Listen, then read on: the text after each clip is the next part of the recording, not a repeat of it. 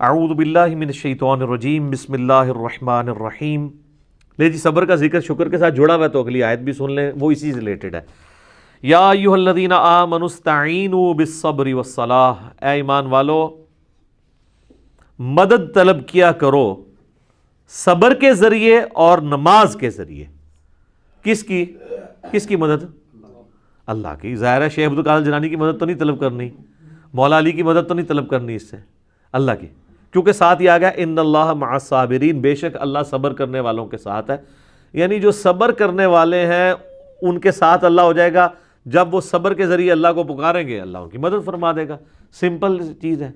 اور آپ کو حیرانگی ہوگی کہ آپ کے اس وقت سب کانٹیننٹ میں کروڑوں لوگ ہیں جو اس آیت کو اور ان فرقوں کے لاکھوں علماء اس آیت کو یوز کرتے ہیں غیر اللہ سے استعانت کے لیے۔ وہ کہتے ہیں، آپ کہتے ہو اللہ کے سوا کسی کو پکار نہیں سکتے، قرآن تو کہہ رہا ہے صبر کو بھی پکارو اور نماز کے ذریعے بھی مدد چاہو، تو صبر اور نماز تو اللہ نہیں ہے۔ تو یہ لوگوں کو پہلے بات نہیں سمجھ آتی تھی، میں نے اس کو سمپل کر دیا ہے۔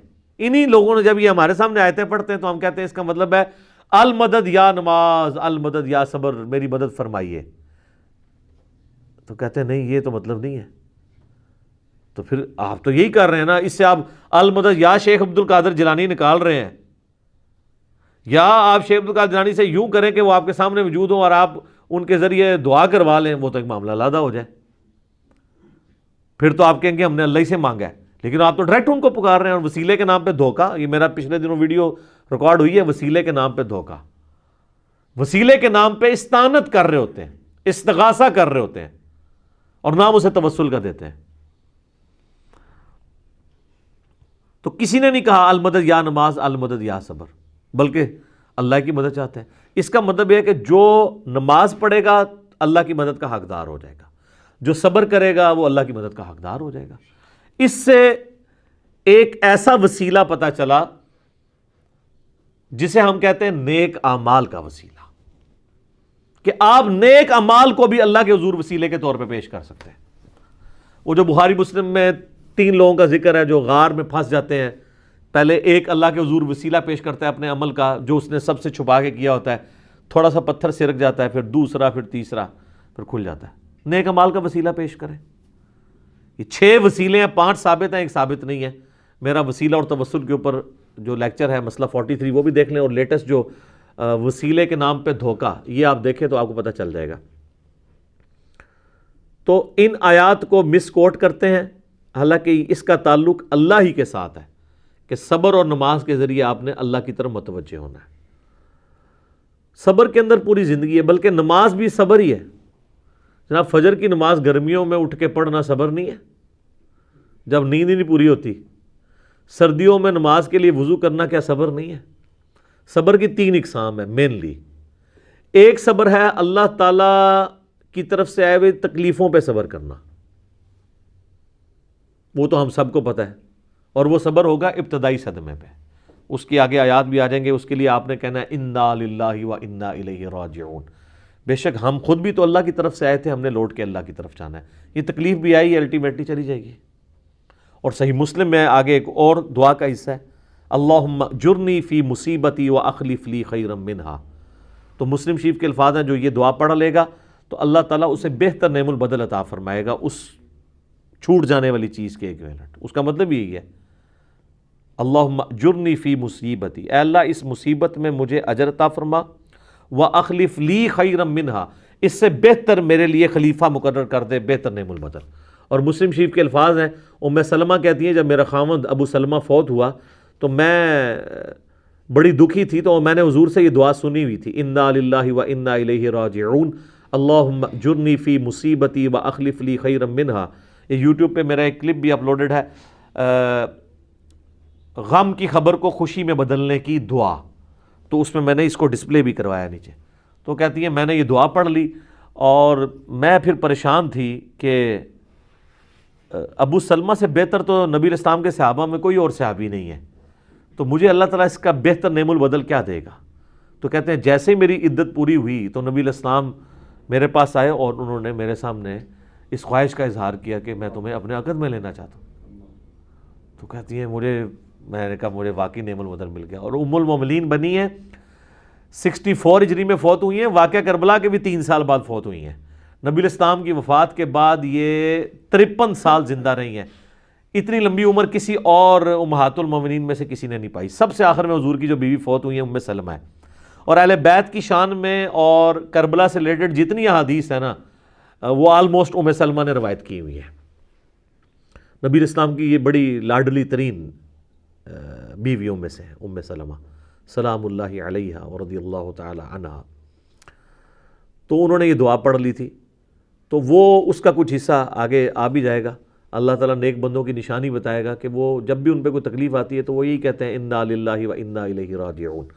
تو پہلا صبر ہے تکلیفوں پہ، دوسرا صبر ہے جو اللہ نے آپ پہ پابندیاں لگا دی ہیں فرائض کی، نماز پڑھنی ہے، روزہ رکھنا ہے۔ یہ ظاہر ہے آپ کو اس کے لیے جنبی ہوں تو غسل اتارنا ہے، اس کے لیے آپ کو تکلیف سے نہیں گزرنا پڑتا، پروٹوکول دینا پڑتا ہے۔ تو یہ بھی ہے۔ اور تیسرا صبر ہے حرام چیزوں سے بچنے پہ، آنکھوں کی حفاظت کرنا، اس کو حرام سے بچانا، اس کے لیے صبر کرنا پڑتا ہے۔ حرام کما کے راتوں رات امیر ہو جانا یہ تو آسان کام ہے، لیکن حلال کما کے روکی سکی کھا کے گزارا کرنا اور اللہ سے ڈرنا کہ میں نے حرام کا لقمہ اپنے پیٹ میں نہیں جانے دینا، اس کے لیے آپ کو صبر کرنا پڑے گا۔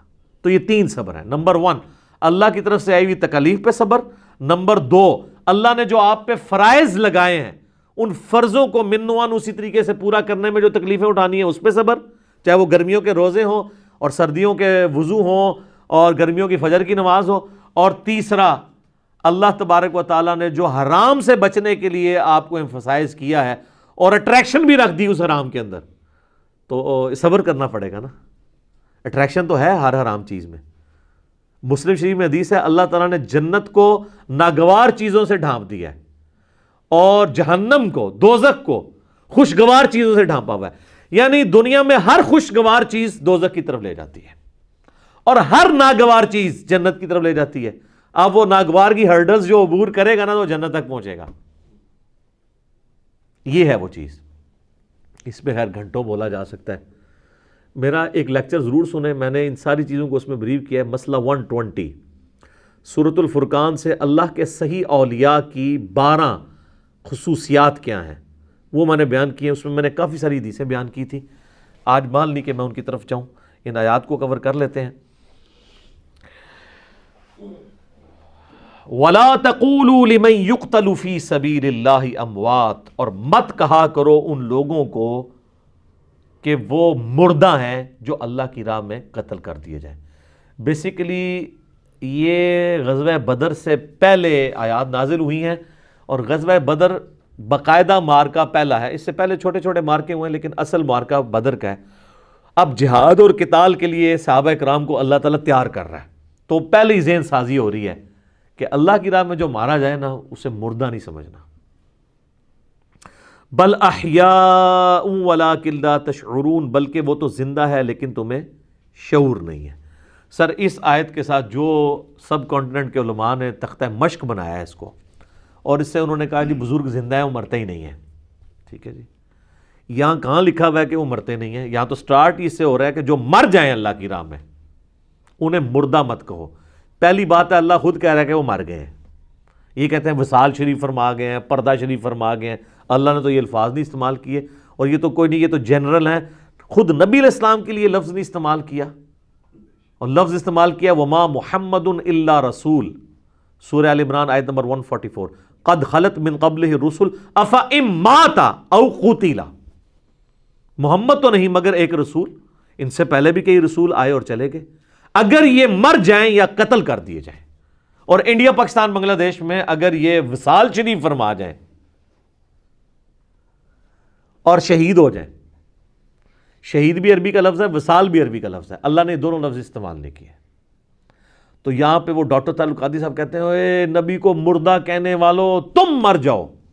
نبی کو کون مردہ کہتا ہے؟ دنیا میں کوئی شخص نہیں ہے جو مسلمان ہو اور وہ کہے کہ نبی مردہ ہے، سارے کہتے ہیں نبی علیہ السلام زندہ ہے آخرت کی زندگی کے ساتھ۔ لیکن اگر آپ یہ کہتے ہیں ہم یہ بھی نہ کہیں کہ نبی علیہ السلام مر چکے ہیں یا فوت ہو چکے ہیں، تو سر وہ تو قرآن کہتا ہے انک میت وانہم میتون، اے نبی تمہیں بھی مرنا ہے اور ان کو بھی مرنا ہے۔ اچھا پتہ کیا کہانی کراتے ہیں؟ وہ کہتے ہیں نہیں اللہ کہہ سکتا ہے آپ نہیں کہہ سکتے، نہ پرانیاں گلاں، پرانے بانے، پرانے بابے، پرانے بزرگ مر کھپ گئے سارے۔ سر بخاری شریف میں کتاب المغازی چیپٹر کھولیں، نبی علیہ السلام کی وفات کا چیپٹر نکالیں، حضرت ابوبکر کیا اللہ ہے؟ حضرت ابوبکر کیا کوئی پیغمبر ہے؟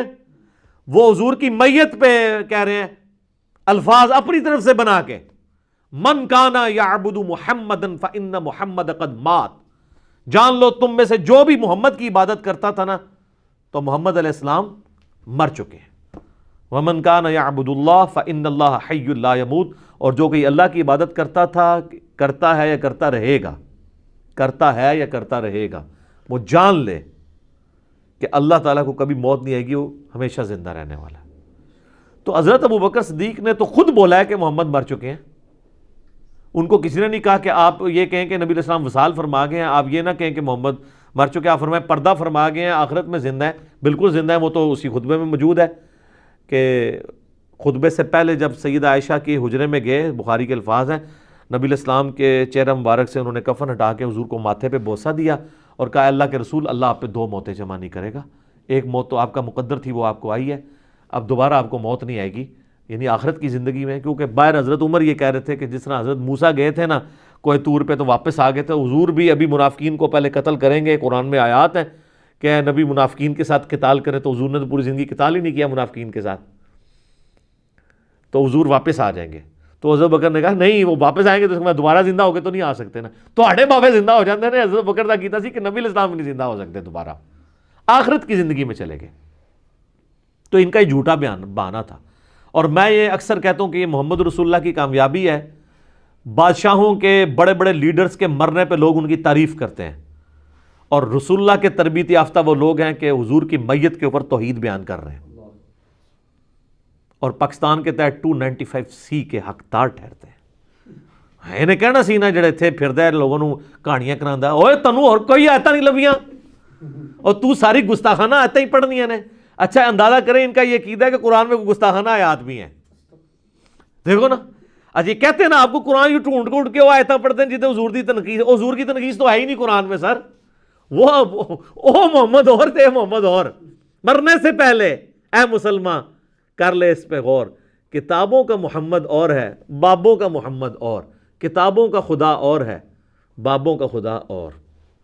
اچھا یہ کہتے ہیں نا ہم بھی اسی خدا کو مانتے ہیں، جناب آپ نے اس کا جو تعارف کروایا وہ نہیں ہے جو پیغمبروں کے ذریعے اللہ نے کتابوں کے ذریعے کروایا، کہنے سے نہیں مانی جائے گی۔ وہ تو عیسائی بھی کہتے ہیں ہم اسی خدا کو مانتے ہیں، تو آپ کیوں نہیں مانتے؟ وہ تو ہندو بھی کہتے ہیں ہم بھگوان وہی بھگوان ہے، ہم اسی کو مانتے ہیں، آپ کیوں نہیں مانتے؟ آپ کہتے ہیں نہیں نہیں نہیں یار وہ اللہ اور ہے، ٹھیک ہے، اس کی کوالٹیز یہ نہیں جو یہ بیان کرتے ہیں۔ تو یہ سیدنا ابوبکر نے خطبہ دے کے کلیئر کیا کہ آپ وہ اللہ کے حضور زندہ ہیں، اور سورہ آل عمران میں آئے گا کہ جو اللہ کی راہ میں مار دیے جائیں وہ مردہ نہیں ہے، اللہ کے حضور وہ زندہ ہیں، اور اللہ تعالیٰ ان کو رزق بھی دیتا ہے، لیکن ساتھ ہے وَلَٰكِن لَا تَشْعُرُونَ، لیکن تمہیں ان کا شعور نہیں ہے۔ یہ جو میں نے رسول اللہ کی آخری وصیت مفلن لکھا ہے نا، اس میں آیات النبی بھی کلیئر کیا ہے، اس کے آخری صفحے پہ میں نے آیت آل عمران کی کوٹ بھی کی ہے، 169 ہے، وَلَا تَحْسَبَنَّ الَّذِينَ قُتِلُوا فِي سَبِيلِ اللَّهِ أَمْوَاتًا۔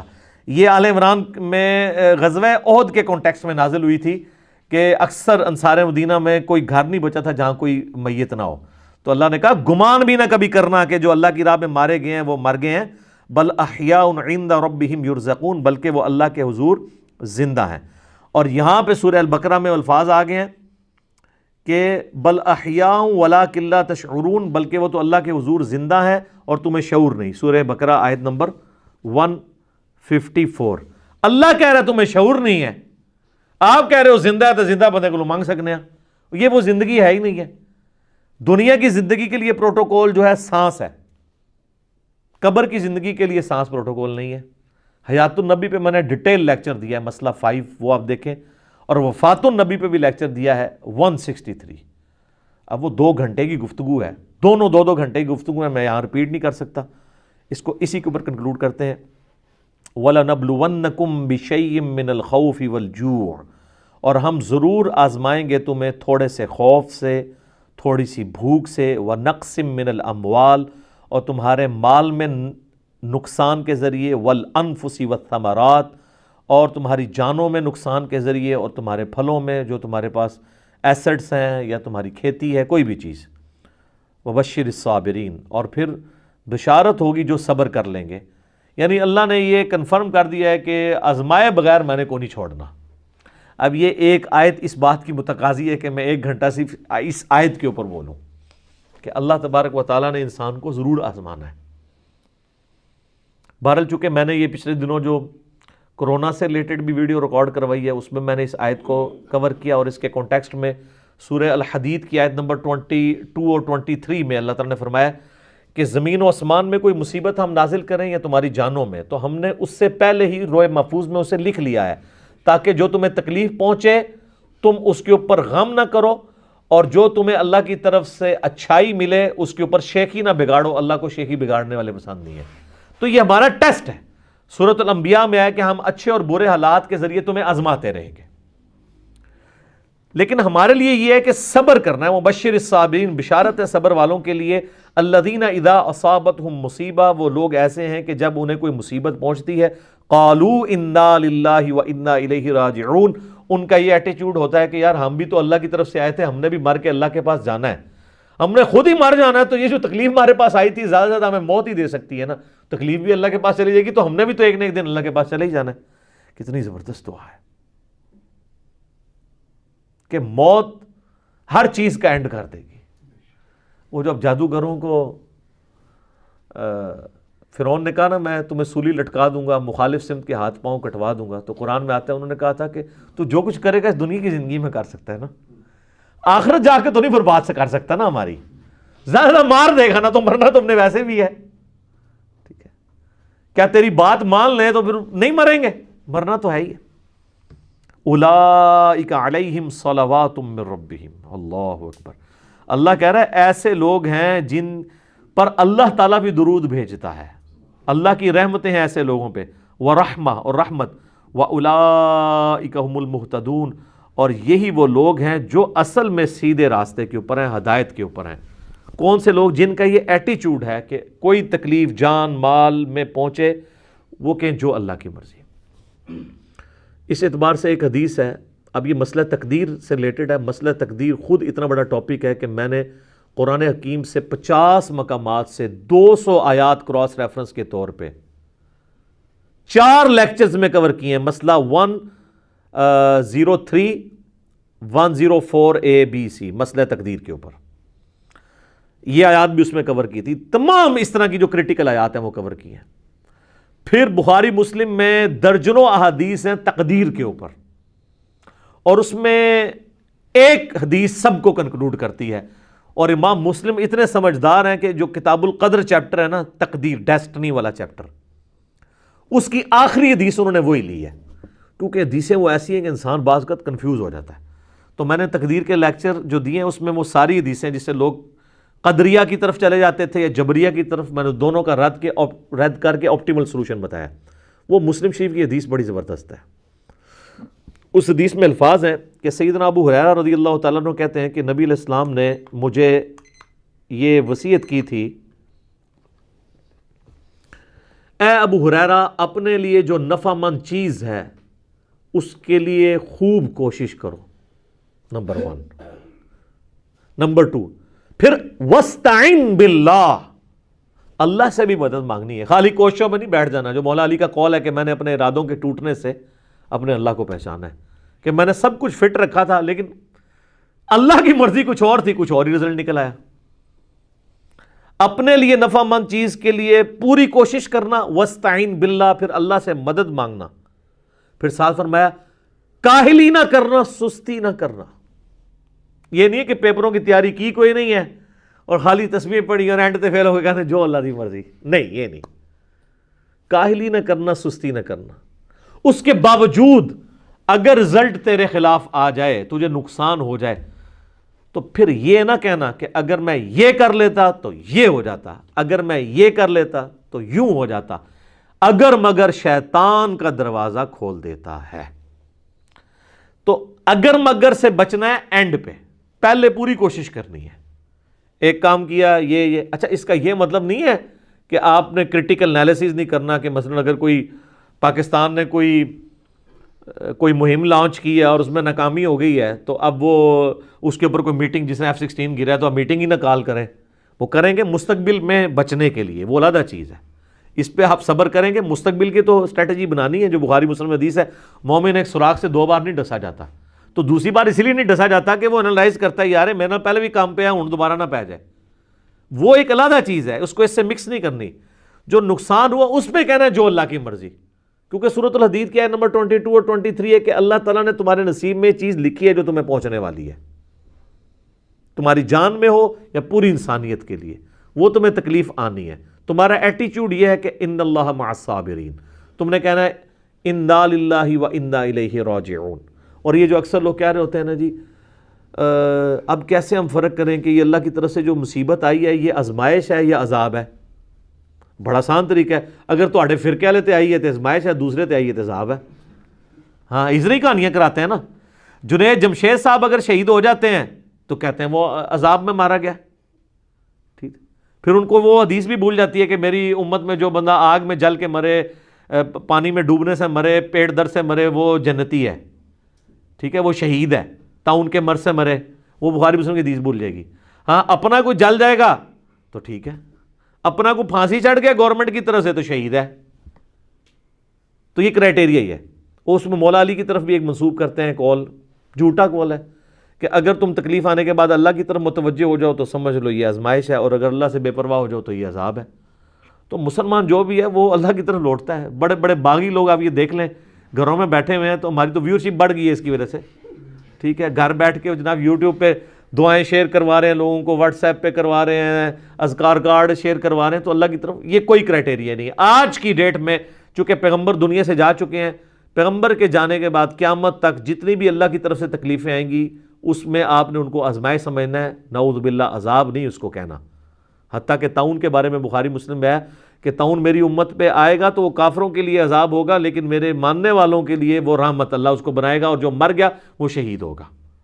دیکھیں نا کتنے صحابہ ہیں طاعون کے مرض میں مرے ہیں. معاذ ابن جبل مرے ہیں، ابو عبیدہ ابن جرح مرے ہیں، تو اسی مرض کے اندر شہید ہوئے ہیں وہ. تو یہ کوئی کرائٹیریا نہیں. آج کے دور میں ہمارا ایٹیچیوڈ یہ ہے کہ ساری چیزیں آزمائش ہیں. انا للہ و انا الیہ راجعون. اور بخاری مسلم میں حدیث ہے کہ ان تکالیف کے اگینسٹ اللہ تعالیٰ تمہارے گناہوں کو معاف فرما دے گا، حتیٰ کہ تمہارے پاؤں میں کانٹا بھی چبھے گا اس کے اگینسٹ بھی گناہ معاف ہوں گے.